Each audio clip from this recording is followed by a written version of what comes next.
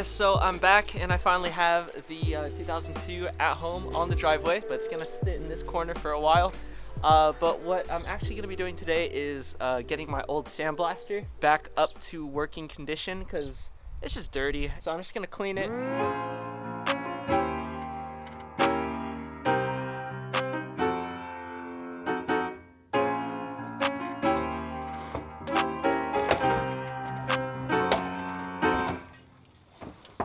It's good enough.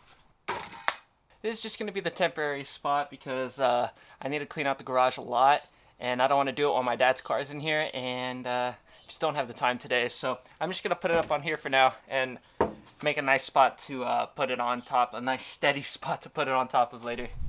Alright, so the actual calipers that I'm going to be sandblasting or cleaning and then sandblasting is these right here. So shout out to Josh. I'll link his Instagram. He's letting me use these as cores, so I don't want to wait and tick off the ones on the car already and then clean it. I just thought it'd be a lot quicker and more streamlined if I have an extra set to clean and rebuild, and then when I go and tick off everything off this car, then I can just throw in all the fresh stuff on, and that goes with the struts as well. So I'm gonna order bags, and the bag stuff I can install onto these struts so that I can just do a straight swap onto there. It's just the little things that'll make it a lot easier to do, a lot quicker to do, I should say. Get a little head start, and I'm gonna give back my stock parts so he still has cores. So yeah, let's go start cleaning these.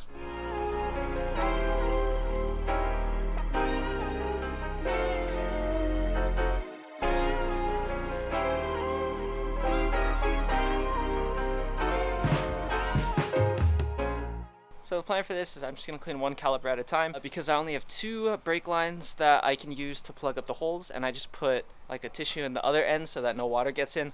And the important thing about cleaning it first is because you don't want to put like a super grimy part into a sandblaster, because once you start sandblasting it, that gunk is going to get mixed in with the sand, and you want to minimize that from my understanding. So that's when I'm going to just try to get all the big dirt off with the pressure washer and some scrubbing. So that's the plan. You can see how fucked up these seals are. I'm glad I got the rebuild kit.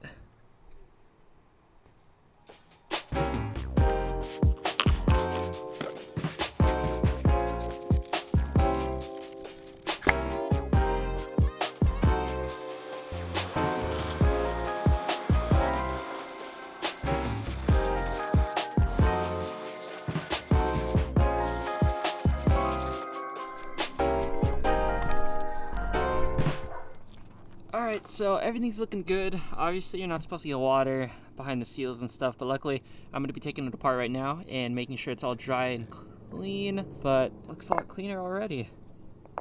Look, it's not leaving any dirt on my hands anymore. But yeah, so I think it's about time I throw this in the sandblaster, or maybe not. I don't want to get the pistons sanded, so I'm gonna see what I can do, but I'm pretty sure I can throw this in and get a majority of the parts section sandblasted. So I think I'm gonna actually do that. Let's go dry it and then go do that.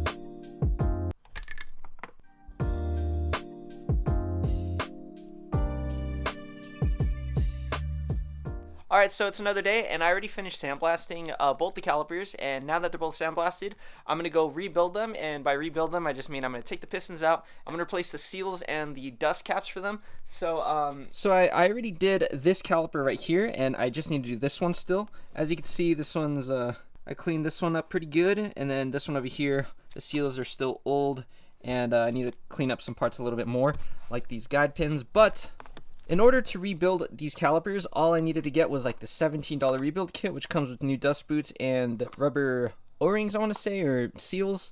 And then I also have some brake caliper grease. And I also have this brake caliper grease that I'll be using during the install. And then I have some brake cleaner and then some brake fluid on the side. And you don't want to use any oil when cleaning these or lubricating these, because that will contaminate the brake system. So you pretty much want to limit it to brake fluid and brake clean, and then the caliper grease. So this was actually my first time ever rebuilding calipers, or even like taking them apart to this extent. So sorry if I do anything wrong. I did look up a tutorial before this, before I did the first one actually, so that I knew I did it at least kind of right, and it works fine. So I'm just gonna do this second one now and show you guys the process.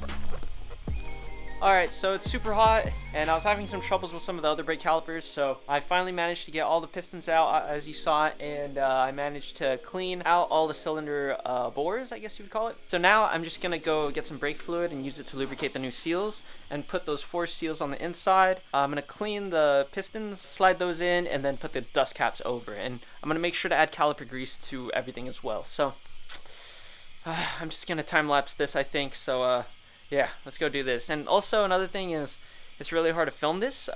It's bright outside, but it's kind of dark in this area, and I only have this one light, and I don't know, it's hard to kind of get an angle, and I have brake fluid on my hands, and it's hard to move the camera all the time, so I'm going to try my best to get the best angles for you guys, but pretty much I'm just going to do the reverse of what I did to get them out, and I won't need to use any air, because obviously I'm not pushing anything out, so it should be very straightforward. So let's go ahead and do this.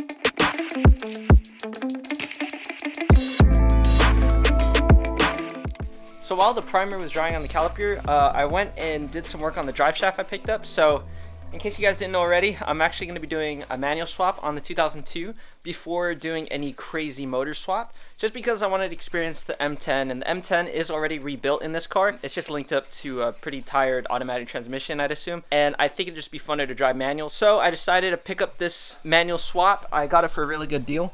And what I went ahead and did is, well, first of all, you'll notice that the center support bearing is completely broken. The entire rubber part that surrounds the actual bearing ripped off. And so what you have to do in order to replace these is split the halves. So when you split the halves of drive shafts, you have to make sure you put them on the same way they came off, just because they're balanced a specific way from factory. So I went and got a paint mark and marked it straight. And the pain in the ass about 2002s is there's like this crazy like 12 spline nut here. I don't know how many splines really, but it's right there. And in order to get that, you have to use a huge wrench. Now I have a 23.8, but I saw online that you could use a 24. I'm sure those 0.2 millimeters aren't too big of a difference, but luckily, like, the painful thing is like it's in this U-joint, so it's really hard to get to. So what I managed to do is I bent it out like this, and I was able to get the boxed end in, or the closed end, whatever you'd call it, and it fit perfectly. Like, it matched this perfectly. So I knew it wasn't gonna really strip as long as I kept it on there. And then I double wrenched it with this. And then another problem is if you try to spin that nut, it'll try to spin the whole drive shaft, and the whole drive shaft kind of, you know, there's nothing stopping this from spinning when you're trying to use torque to undo this. So what I saw online on 2002 FAQ was there's like a bead weld right here, or a weld line right here, and the guy online said if you use a big pipe wrench, you clamp it down on that weld, it gives just enough grip for you to actually get this nut loose. And the cool thing is if you put the wrench pretty much like this, as you loosen this, as you push down this way, this stops against the ground, and it lets you get all the torque you need to get that off. It wasn't that easy, but managed to get it off, so now it's hand loose, and there it is. Yeah, so now this should, oh, there it is. There you go. And that's how you do it. There you go. I finally managed to get this out. So this is all shot and completely all messed up. But I guess I should remember which orientation this goes. So I'll refer back to this footage, but it went on like this. What a whoop. But yeah, so now that that's off, I can get this old bearing off and then replace that with a new one. All right, back to the calipers.